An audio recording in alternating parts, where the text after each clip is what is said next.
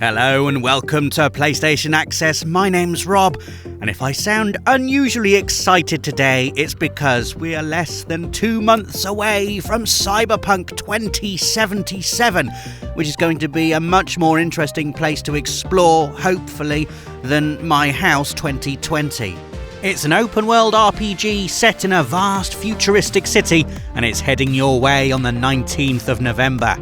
My anticipation levels have hit the point where I am wrapping my arm in tin foil and pretending to be Keanu Reeves, so it's probably for the best that I let off some steam and upload all the Cyberpunk 2077 info I've got straight into your eyes and ears.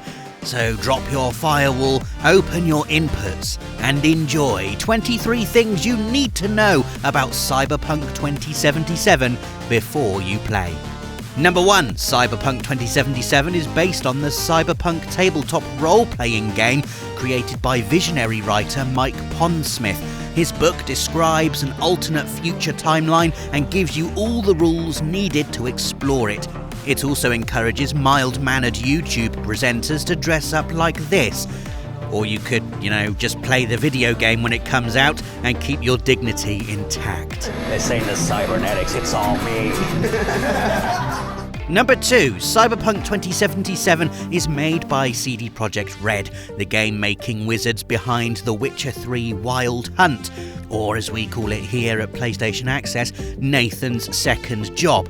I imagine plenty of you are fans as well, so you already know CD Projekt RED are masters at creating virtual worlds. And what world are we exploring? Well, that's number 3. Cyberpunk is set in Night City, a sprawling metropolis where the rich live in gleaming towers and the poor scrape a living in the crammed slums below. It's a bit like Final Fantasy VII's Midgar, with a bigger budget for neon lights and less threat of a giant metal pizza falling on your head. Number 4, Night City is split into 6 districts, each with its own culture and threats. Your character lives in Watson, which mixes bustling streets and an Asian influence for big Blade Runner vibes, but you'll also be visiting the corporate spires of the city centre, Pacifica's gang-infested holiday resort, or enjoying the playground of the rich and famous Westbrook. You could also visit Santo Domingo, which powers the city and drips toxic pollutants on the people unlucky enough to live there. Should make for fun tourism. Or, of course, leave the city limits and you'll discover fact number 5, an entire desert badlands surrounds Night City. Out here, it's like a Mad Max tribute act. Miles of empty road to enjoy, but plenty of bandits who are really keen to make sure you don't. Number 6, you'll be exploring the city as V, which I assume stands for very convenient nickname for either a male, female or non-binary character. Yes, no matter how you identify or what full name you choose, and all of these things are fully customizable, expect everyone to simply call you V. Which brings us neatly to number 7, character creation. You can mix and match any body type with male or female voices and tweak those bodies from the cyberware embedded in your face right down to your private parts, or eliminate those private parts entirely if you like and go in smooth as a Ken doll. You don't see that in most avatar creation. A vital part of creating your V is point 8, picking a life path. This decides your backstory, which not only impacts how characters react to you and opens up exclusive dialogue options, but changes the entire opening of the game. It's like Dragon Age Origins, but with fewer elves. Let's run through the 3 life paths for numbers 9 to 11. Number 9, there's the Nomad path, the motorhead smuggler living in the lawless deserts who takes on a dangerous cargo that'll see them bust into the city.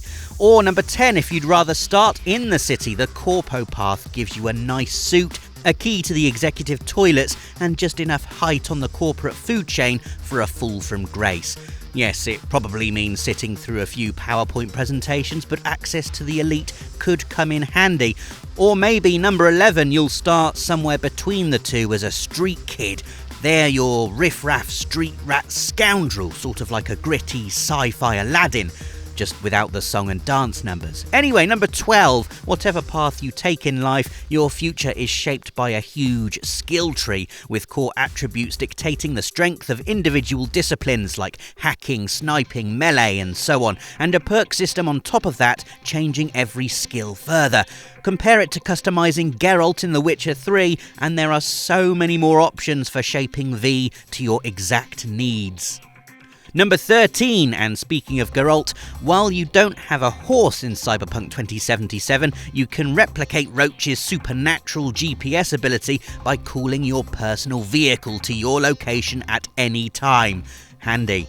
14. You can also hijack any other vehicle you see, tearing the door clean off if your body stat is high enough, but considering you also get your own garage of cars filled with shinier motors earned as mission rewards, why risk upsetting the cops? It's not just cars you can hijack either, because number 15, you can brain dance, which lets you explore another person's memory, hopping outside their body and scrubbing through a video timeline to explore a scene and uncover its secrets. I wish I could do this to see you keep stealing my biscuits from the Access kitchen. Number 16, visiting a Ripper dock lets you install cyberware implants. These upgrades range from the iconic mantis blades that pop from V's forearms to a fibre optic lasso that chops enemies in half. I like the sound of artificial lungs, personally, that boost endurance and presumably make walking upstairs a bit easier. Number 17, Cyberpunk 2077 has a vast arsenal of weapons, but guns fit into 3 classes. Power weapons let you ricochet bullets, tech weapons are railguns that can punch through cover, and smart weapons tag enemies and track them with guided projectiles. Whichever of the 3 you have in your hands, your enemies are going to have a bad time. Number 18, weapons are categorised by rarity: common, uncommon, rare and legendary. The more powerful they are, the harder they are to sniff out around Night City. But number 19, legendary weapons have unique traits you won't be able to buy anywhere else. These super rare guns are often owned by NPCs. Some you might earn as rewards, but others might have to be pulled from their cold, dead hands. How far will you go for a shiny toy? Quite far. I will go quite far. Number 20, it's not all shooty. If you'd prefer some Cyberpunk 2077, there's a hefty melee system with light and heavy attacks and stamina management to try and break defences. If you were fond of Geralt's bare-knuckle boxing, for instance, this should tick that thumpy box. Number 21, you can avoid conflict completely by investing in netrunner skills to hack the world. This might be hacking people to turn their implants hostile, or turning gym equipment against its owners. All the excuse I need to never set foot on a treadmill ever again. Number 22, like The Witcher 3 before it, Cyberpunk 2077 will be getting free DLC along with paid expansions, so the game is only going to get bigger from day one. And last, but definitely not least, there's number 23. It's got Keanu Reeves in it. He's Johnny Silverhand, a legendary rocker who supposedly died in 2020, but is somehow living inside V's head. It's like having an imaginary friend, only you can see them, except that imaginary friend is John Wick. I mean, do you really need the other 22 points to know this is going to be a great game? It's impossible to top Keanu, so that's our roundup of 23 things you need to know before you play Cyberpunk 2077. Do let us know what kind of V you'll be building in the comments. Are you going to be a nomad, a street kid, or a corpo? And what cyberware will you add as you turn V into a human penknife?